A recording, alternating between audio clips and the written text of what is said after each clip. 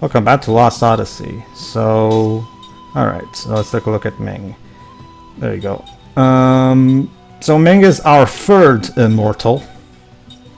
Basically... Down and yeah. I believe 2... Well, okay, technically 1, but there's another in the equation now that we know of. Well, based on everything the plot told us at this point, Jova, it's pretty obvious at this point that the 4th immortal is Sarah, Khan's former wife. I'm talking about the 5th one. Oh, right. Well, we'll see. Who probably will not be a party member, but I digress. So what's the advantage of having someone in the front or back on this thing? Well, the same as the typical RPG, the front people, except the only major difference is that since the formation system in this game has that thing with the GC points, meaning your defense points basically, and basically your enemies have to get through the front people to get to the back people. Basically, aside from that, it's the typical JRPG stuff. Like, just put the mages in the back and the physical fighters in the front. Basically. Basically, front gets you more attack, but makes you more vulnerable. Yeah. Gives you more defense, essentially. Exactly. Again, typical. Also, sudden metal tune here. The shipyard is up ahead. That's where the latest model is being built. We should go take a look. Reminder that follow me, and we will escape from the city. Reminder that Nobuo Uematsu has a band called Black Mages, and that's a metal band, so... The same ones who did the Advent Children of One Winged Angel. Although, as I've learned since getting into Reference Ref, he has another band called the Earthbound Papas, which makes me wonder, okay, how many bands does this guy have? Yeah, I was about to say, he actually used another band for that game. Yeah, that's the weird part. That's the answer to your question. I guess one band is not enough for him, I guess. Maybe to be fair, people that have multiple bands isn't that uncommon. I mean, take Damon Albarn, for example. He has Blur and Gorillaz. I guess. Edgar Winter also had multiple bands. Or too. maybe the Black Mages disbanded at some point. Okay, that is true as well, I guess. I mean, granted, someone can be in multiple bands that are going simultaneously, too. We're in luck. They're just starting the final adjustments. Alright, let's have a look. Wow, this is a serious engine. Hey, what's up? Not just any engine, a serious engine. How's it going? Oh, now It's you know a very it's serious serious business. engine. Hey, that engine. Where'd you get it? Oh, this. Let's see, when was that? A while back, an unbelievably huge fish washed up on shore. This was in its belly. Monstro? We realized it could deliver incredible output, so we fixed it and installed it in the boat. Huh. You never know what you may find. An important mechanism inside the belly of a whale. General Kakanas' command vessel. Installing it is all that's left. Kakanas, show off. I said Kakanas. Thanks. Don't mention it. Alright then. Huge fish, huh? You know, a while back... Is there something you remember? I really depended on it. The fish? Depend on what? The fish or the engine? Both. The engine? It's from back when I was a pirate. Hey, look, you never know. Mystical fishes can be a thing in RPGs. In fact, literally the point of Link's Awakening is waking up a giant fish, ergo a whale.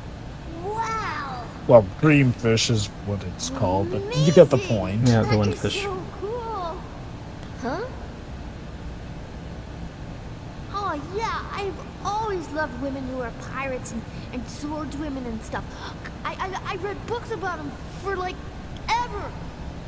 That's nice, Dill. Exciting. I mean, to Lil. be a real Cook. woman pirate. You know the joke, that's her voice. To make a long story short, she wants to be. Again, whenever I hear her talk, I can't unhear Phil and Will. Could I? So, Seth, Mistress Seth, please let me be your. I can't tell who's fangirling more over pirates, her or Salsa from Eternal Sonata. So we've got Styx and and Tuffy. You mean the one who voices Cook? Yeah. That's Cop Sussy. Yeah, I know. Yeah, she doesn't voice Sticks. Well, in terms of actual Square Enix's stuff, Cap Susie also voices Vivi. That would be quite interesting if the Styx actress was both in Blue Dragon and in this. But then again, Tara Strong is in both games, so yeah. Although Tara Strong is one of those I'm in everything kind of actors. Yeah. Inform General Kakanis that the engine installation She was in Blue Dragon. He said to call him Yes, I know. ready for a test drive. I just said But yeah, she was Maru. Maru. Yeah. Maru. Yeah. From what I understand, you don't like that character. No, Dwebs, you hate characters with annoying voices? Then you hate Maru. Okay, for whatever fans of Blue Dragon there are, wasn't Maru a scrappy anyway? Well, that doesn't change the fact that he's annoying as fuck and I want to murder myself every time he opens his mouth. So... Pedro, that's the point. If he's a scrappy, that means he was hated even by the fans. Ooh. Wow, a lot of buttons there. Got an Also, email, I think. no, absolutely almost no guards in this place. No idea why. Don't press out the self-destruct button. It's okay, Dwebs, remember, she used to be a pirate, she knows how to pilot ships. And that's a self-destruct lever. Yeah, the dicks have two things to make the ship self-destruct, a lever and a button. Thank goodness that the pirates used ships just like these Well, with the same controls. Well, Taylor, if there's one thing we've learned recently is that Kakanis is not exactly the best at his job, is he? I mean, he's a guy who pounded his hand on a tank and was surprised he hurt him so. Alright, FMV. Yeah, okay, that was a pretty cool transition. Boom! Consider this an unofficial christening.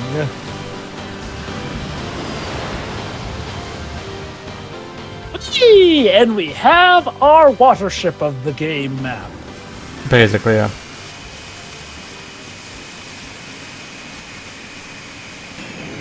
Okay. So let's view the slant nose control tutorial. So with the slant nose at hand, you are able to traverse the wide open ocean. Move the left stick in any direction to set the slant nose in motion. So again, it controls very much like the PS1 Final Fantasy boats. Move the right stick in any direction to set the camera view. Some areas, such as the shallows, ice fields, and hypercurrents, are not navigable even to the slant nose. Hey, this thing doesn't do miracles, okay? Fitting name, but not the most creative. You can also press the R1 button at any time to go to the slant nose's bridge to return to the sea navigation and approach the cockpit controls and confirm that you want to embark. Again, much like how you can go inside the Invincible in Final Fantasy IX to talk to the crew and everything. So, when you approach the shores, A to land will appear on the bottom right. Press A to exit the slant nose. So, yeah, sounds simple. Wonder if To make the world map menu appear, click the right stick and move to the closest landing point. So basically, if you want the slant nose to just move to the nearest disembark point, just do that. To report the slant nose, choose the landing point on the world map menu and press the A button. So basically, from this point on in the world map list, aside from the field list, you also have the port list, which lists whatever ports you can go to, so you can board your ship. Very nice. Mm-hmm. I wonder, actually, can you trigger different dialogue inside the ship by going to certain locations on the map while in the ship? No. You can go periodically into it to see if there's anything new. You can, I guess, maybe the characters will have new things to say, but they're non-voiced, unimportant stuff. They're story contexted rather than being... that being said, if you do it now, you get this cutscene, so... I'm fine. Okay then, where do we start? Have your memories come back? Nope, it comes in fragments. Same as you. Bits and pieces. Please tell me what you meant by saying we were comrades. Do you have dreams? Yes, I Comrades. do. Maybe a thousand year dreams. Well, yeah, I was going to say they're 1,000 years old. Were they in the Soviet Union at one point? You could say it's a scattered memory that's like a far-off dream, or a far-off dream that's like a scattered memory. What does that I even... want to line the pieces up, yours and mine. And here's the appropriate question. What the hell does that even mean? Well, have you experienced anything like what Kaim is talking about? I'm not sure. You know that you're called the 1,000-year-old queen, right? And your No, body's I had no idea. Yes. Well, look, I assumed I might die after the age of Why my 1,030 body at doesn't least. age? Even though I didn't get a don't gray hair understand yet. anything. Yeah, when I got That to must be why Kakan's looks 130, down that's on when you. I was You've like, lost your purpose. okay, something's up It's here. just that... How should I put I just it? thought I aged that gracefully. I often feel as though there's something terribly important that I'm forgetting. And it pains me. It makes me sometimes Though it forget may to not put on be an my memories accent. after all. But my heart Yeah, I remembers can't the choose an accent, so I pain. just There went have with all been of them. many times recently when this has happened. Okay, body won't move, that seems to be like it Sally was exhausted. Safiotti's thing. And then I would Roles with collapse. accents in them, like When she I was felt that this vague sense of Italian, unease one of the coming on, Italian targets in I would often Hitman. play the harp, Huh. and that would calm my mind. So that's what you were doing when we met. Yes. Kakonis frequently advised me to lift the country from its isolation.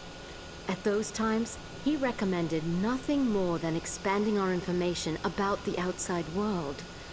But And by it seems that information, his he true meant guns. objective And by was something guns, he else. meant conqueror. This is what they call fate. See, He's me kind of a being mean was dick. predestined. That means Kakan's Sure. just played a role. He was a pawn to make it happen. Alright, that's enough, buddy. Yeah. Hey! Just kick you in the shins. He's trying, bless Same him. as you until recently. My memories were locked up. Your memories were locked up? You, me, Player Seth, has to and proceed through Sarah. the game to And unlock one more them. whose name that you as queen should know. The Uran sorcerer, Gangora. The fifth Yes, immortal. I'm aware that there is a sorcerer called Gangora, but The five of us were once comrades. We had a 1,000-year agreement. We came to this world to accomplish something important. For that reason, So you're we were made aliens. immortal. No, they come from a different world, as in a different dimension. When the end of the No, wait. 1,000-year They come from a agreement drew different near, world where they become Gangora immortal on betrayed this us. world. Though we couldn't die, It's he Highlander. inflicted pain on us that was You mean not Highlander so 2. bad. Except in Highlander...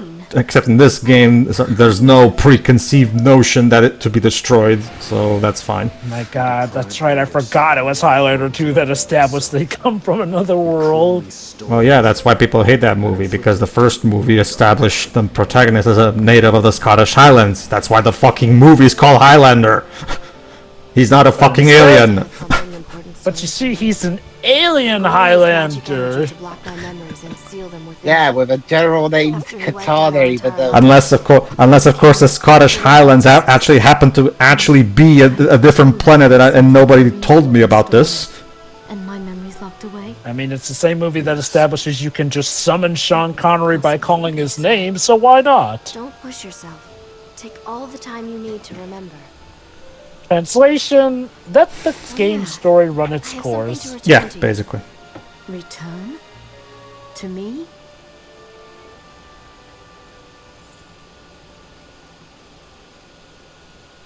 This really saved me.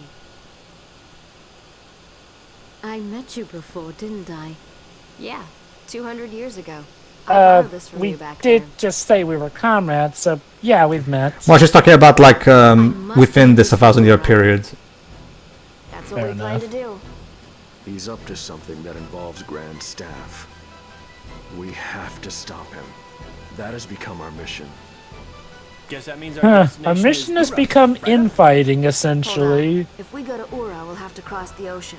In a boat like this, there's no way we'd make it. Even with your engine, Seth? It's an old clunker. Oh, it's got power to burn, but the ship itself wouldn't be able to handle the strain. It would fall apart. Aww. Bummer. So we need to look up some supplies to upgrade it. They've made the most progress with magic technology. I am the Queen of Numara. I shall request aid from the King of Dotsa. I shall use my third accent to trick them. Like, it's slight, but I do notice her accent slipping from American Yeah, to I was gonna British say, to...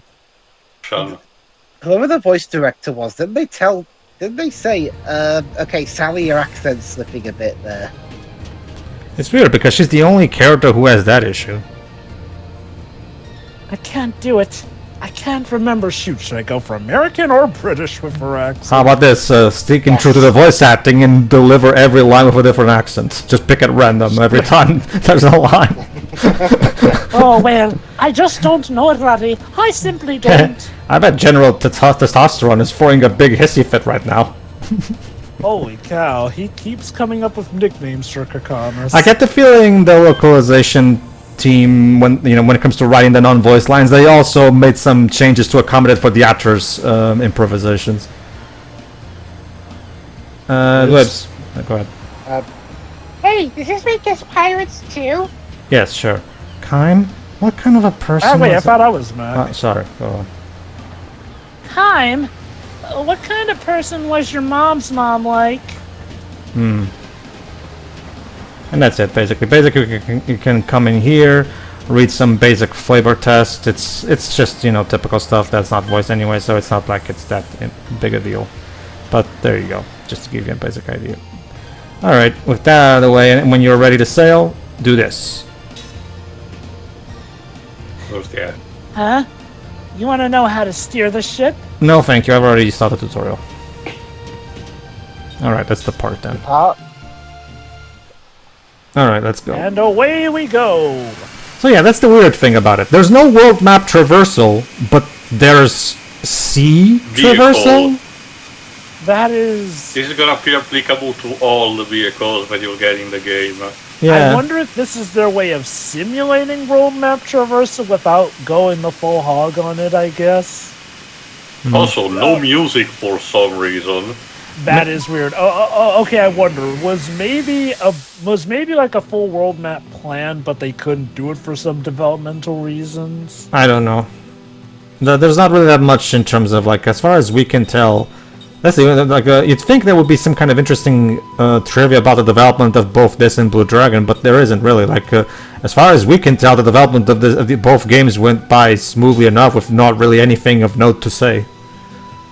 Because there's given the lack of connect between Microsoft and the Japanese companies they were working with, that would mean that I guess they didn't interfere too much. Although I'm still convinced that Sakaguchi had little to no hand on Blue Dragon, because it's so uncharacteristic. The entire tone of and style of writing of that game feels so un-Sakaguchi that it's just like...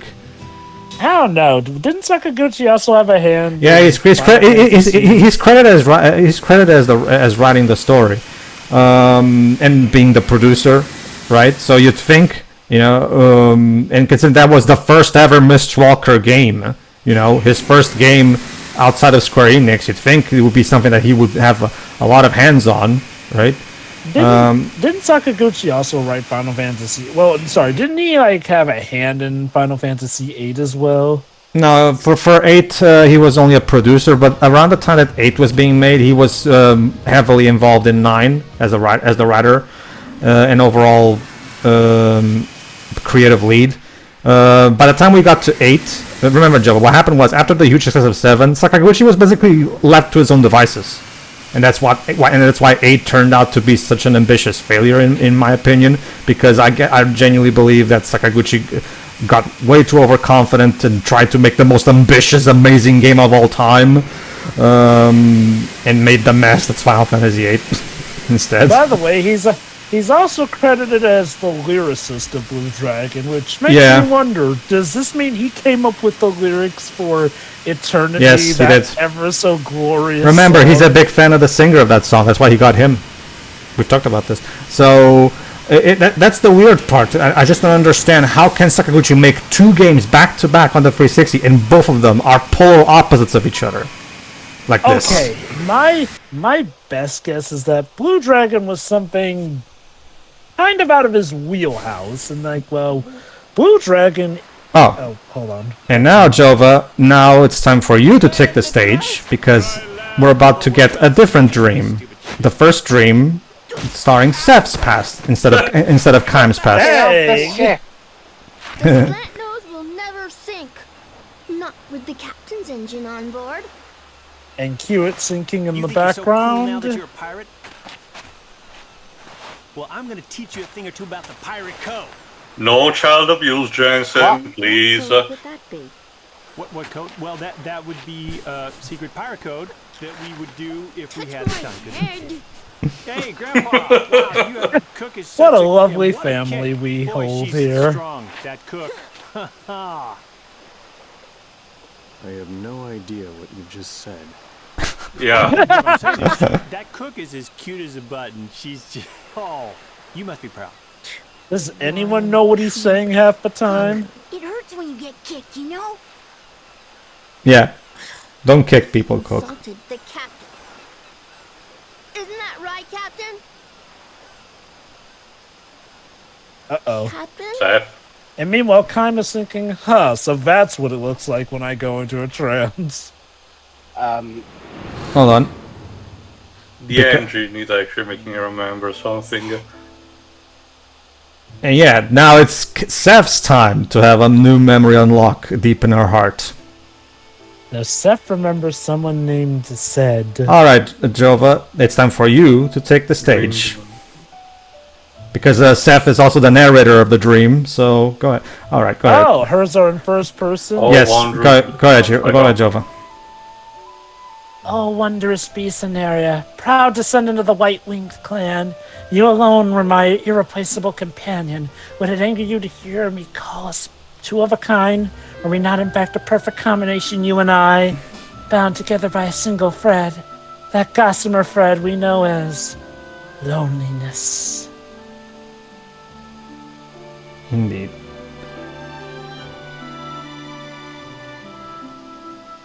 Anera, I owe you my life to you. Not, of course, that you saved my life in the ordinary sense of the word. Mine is not a life that can be lost under any circumstances. It is an irrevocable burden. I will not die. I cannot die. And therefore, my life was not for you to save. Oh, Anara, what you saved, I now see, was not my life, but my heart.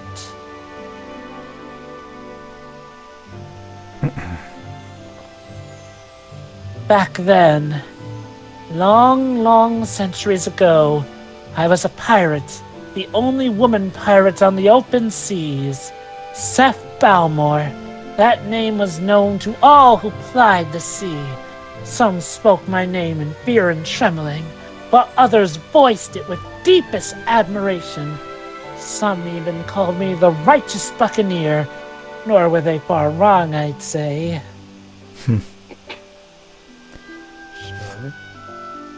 The pirate ships I commanded had rules. Rules that were clear and strict. We targeted only one kind of vessel, those opulent passenger ships the wealthy boarded for pleasant cruises. It would put a bit of a scare into the passengers, and of course, maybe rough them up a little. The killing was strictly forbidden. All we did was squeeze a few drops of treasure out of the purses of those who had more money than they knew what to do with.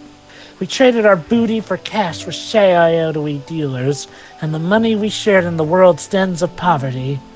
I would cringe at being called a champion of justice, but we prided ourselves on being far more than villains. So Seth was basically the Robin Hood of the sea. Mm-hmm. And the people loved her for it.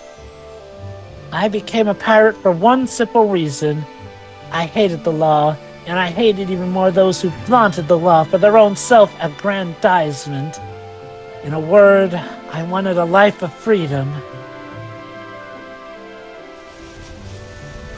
Whenever I stood at the prow of a pirate ship, slicing its way through the waves, and I viewed the vast ocean stretched out beneath the clear blue sky, I felt enveloped in the joy of having taken limitless freedom in my own two hands. True, I need not traffic in the fear of death and aging to all who no count as human. And because I will neither age nor die, infinite time means for me infinite freedom. Not bad, wouldn't you say? Yeah, I guess. Well, she seems to take more comfort with her immortality. Mm-hmm. I would spy the ship that would be our day's quarry. I was always the first aboard it, springing lightly onto their deck with a shout, "I am Seth Balmore! Now be good and hand her over your money and valuables!" And then, taking the booty we had snatched, my men and I would raise a cry of victory and leap back onto our ship. Mm-hmm. It was the life. An immortal one. I was absolutely free. Nothing stood in my way. Eternal life overflowing with freedom? Not bad, wouldn't you say? Ah, poetry. And then it all went tits up. Righteous Buccaneer, what kind of fancy pants nonsense is that? How about pirate bitch? Of course, one always hears such jealous ravings in all walks of life, but especially so in the thuggish world of pirates. Needless to say, I knew I had many enemies. Even a child would realize that being called a righteous buccaneer could only increase the number who hated me among such raping and pillaging brigands as the pirates of the sea. But I didn't care about that. I could be stabbed with a knife or blasted with a cannon, and still I would not die. Though putting myself together after the cannon blast did take a while. Immortal Seth, they called me. And it was literally true, not just a figure of speech. I won't get in your way, I told the other pirates, but I won't let you get in mine either. I was afraid of nothing and no one. I lived the way I wanted to live, and wouldn't, or shouldn't have, let anyone interfere with me. Mm-hmm.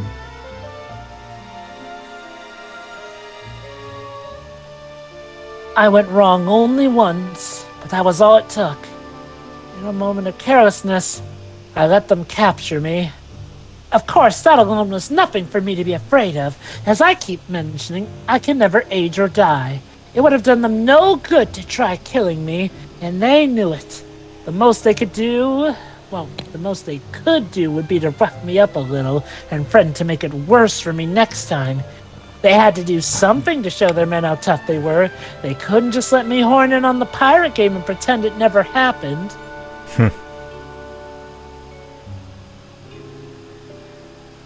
So, I said, "Hurry up with the torture, will you? I haven't got all day." We were in a cave on a desert island. I was in handcuffs and leg irons and surrounded by half a dozen huge men, all well-known pirate captains. One of them was holding a long, thick chain. I get sick to my stomach just looking at your sweaty faces. Come on and hurry up and beat me with the chain. Or would you rather strangle me? Whichever you choose, hurry and get it over with.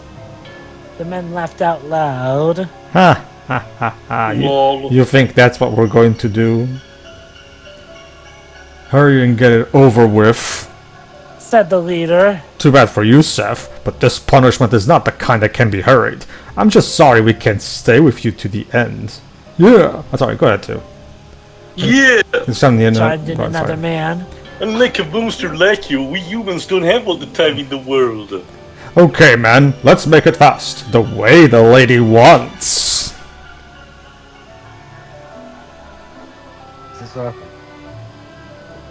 Well, Webs, even if they tried to do something more disgusting, she probably would beat their asses anyway, because she's too strong for them. Licking his lips, the man with the chain approached me, and two others grabbed my arms from the side. They were not going to use the chain as an instrument of torture, but to rob me of my liberty. They chained me to a gigantic boulder in the cave. They were laughing so hard they could hardly contain themselves. Just what you need, eh, Seth? Too. It's the end of the road for you! Go ahead, Bruce. We can't shoot you. We can't stab you to death, so we'll just lock you up. We'll loop. You'll never come back from this again, too. And even a half-baked pirate like you knows this place is not for any sea lanes. Dibs. No fishing boats even. And right about now, your men have gone off looking for the wrong island, too. We're the only ones who know how we brought you here. Not even our crews know where we were. Dibs. Nobody's coming to save you, that's for sure. You'll be in here forever. can't move a muscle and you can't even die. All by yourself. For the rest of eternity. I'll admit that's not as bad as what I thought they were going to do, but yeah, that's gonna drive her crazy. With that, the men walked out of the cave, leaving me with a single lantern. "Cowards!" I screamed. "Don't run off like that! Don't do this to me!" But the only response was the hollow echo of my own voice in the cave. So they're not going to do that sinful act, but they are going to essentially... mental torture. Yeah. The lantern the men left behind was not meant as a kindness, but rather the opposite. I was a prop in their little drama. When it finally ran out of oil and went dark, it would impress on me the weight of eternal solitude. As long as the lamp kept glowing, I was filled with rage for the men. When the oil was running low and the flames began to flicker, a deep anxiety assaulted me. Unable to move, I stared blankly at the flame. Basically, she has to stay here, like, trapped and not doing anything. Basically mental torture, like I said. Go ahead. And eventually in darkness. Eternity. This world has no such thing. Or perhaps it should not. Solitude. I was always alone, or more precisely, I always ended up alone. It was my destiny. I could be surrounded by companions whose feelings matched my own perfectly. I could share the deepest love of another, but in the end, I will always have to lose them. Yep. Do you know what it feels like to see countless others succumb to death while you yourself are on the road of endless light? But in your case, Inara, you do have some idea. It's Nira, if I remember correctly. As I watched, the lamp in the cave went out. A world of darkness spread out before me. And there I was, alone. No more would I taste the sorrow of parting, but neither would I be able to taste the joy of meeting. Eternally, without end, alone. I did not try shouting. People shout and scream for one reason only, because they want someone to hear them, because they believe there is someone somewhere who will hear their cries. Mm-hmm. This is, again, the exact kind of torture that would work on an immortal. This kind of thing. This is the kind that literally turned her thinking on its head. I did, however, shed tears. Which is not to say I wept. There was no way that the immortal woman pirate Seth Balmore would ever break down and cry. A tiny tremor went through the darkness. That is all it was. And I noticed, oh, tears are coming out of me. Really? That is all it was. Self-denial. The hours passed, or perhaps it was days. In the darkness, I lost track of the flow of time.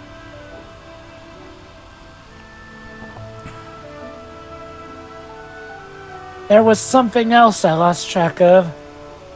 If all there was left for me to do was to stay by myself, struggling against eternal solitude, incapable even of rotting away, what was the purpose of my living in the world?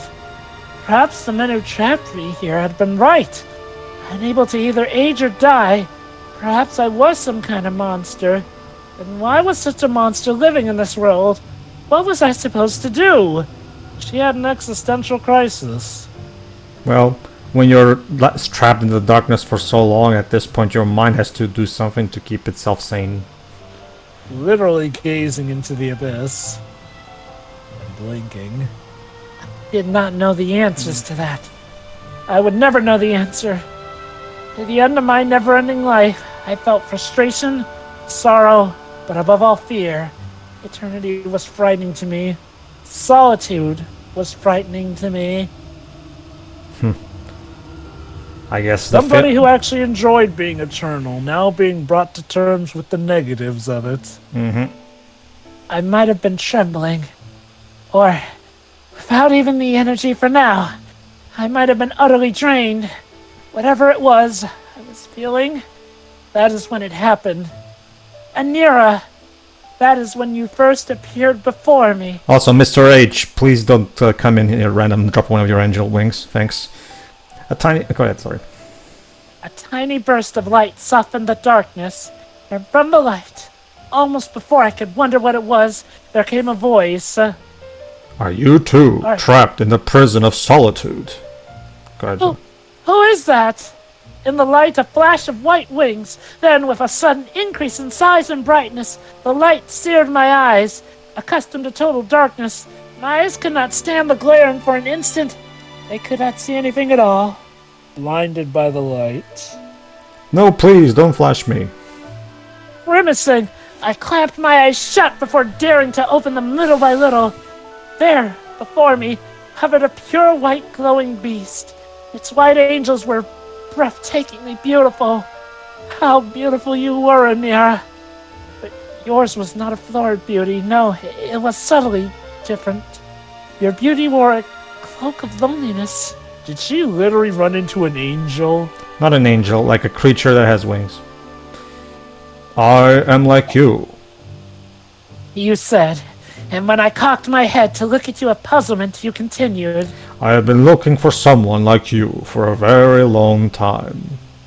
You spoke slowly, majestically. Oh, immortal woman pirate, you and I share a single destiny.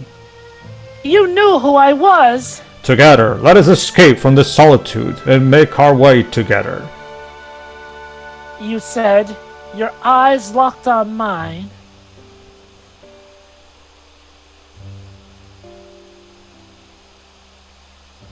Escape from this solitude. The words continued ringing in my ears, but I did not know who you were. I could not even be sure what you were. Nor could I leap joyfully at the invitation of one I could not tell as friend or foe. Who are you? Sorry. I asked. I am Anera of the White-Winged Clan. White-Winged Clan? I had heard the name before. The White-Winged Clan were said to be wondrous beasts that had become extinct in the distant past. So Anera is the last of his kind.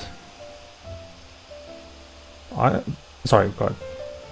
I have heard that the White-Winged Clan died out long ago. I am the last of the bloodline.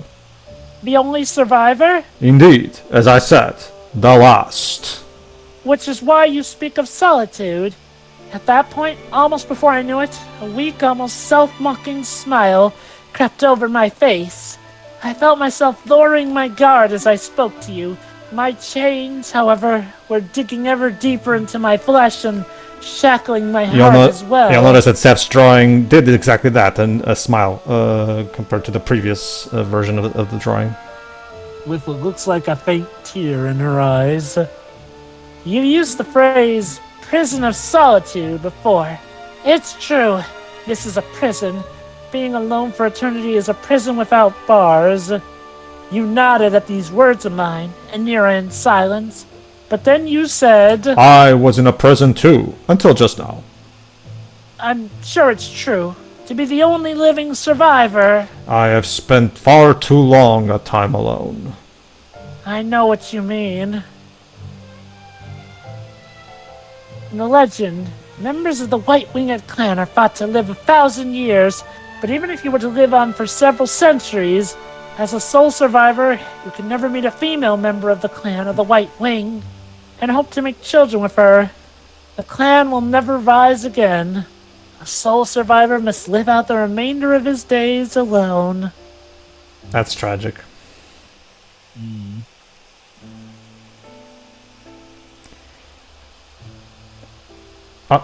Go ahead. Oh, sorry, that's me. In order to conquer this unbearable loneliness... Go ahead, sorry. You said... I would need someone to make her way with me. And you looked hard at me and said... Oh, pirate woman, are you not of the same mind? I nodded in agreement. Let's find someone to breed with. Of course. But then, I made a point of smiling and said as casually as I could, in other words, you're lonely. Your beautiful face softened and you said with some embarrassment, I wonder. Oh my god, is this happening? According to legends as I have heard it, the clan of the White Wings are proud and love their solitude. This only increased your embarrassment and you said... Solitude has its limits. maybe we could date first. That did it. I decided to trust you then and there. Well, if that's how you feel, you could come right out and say it. I want company. Company? All right, a companion. A companion? Exactly, so it's decided. I'll team up with you and we'll do stuff.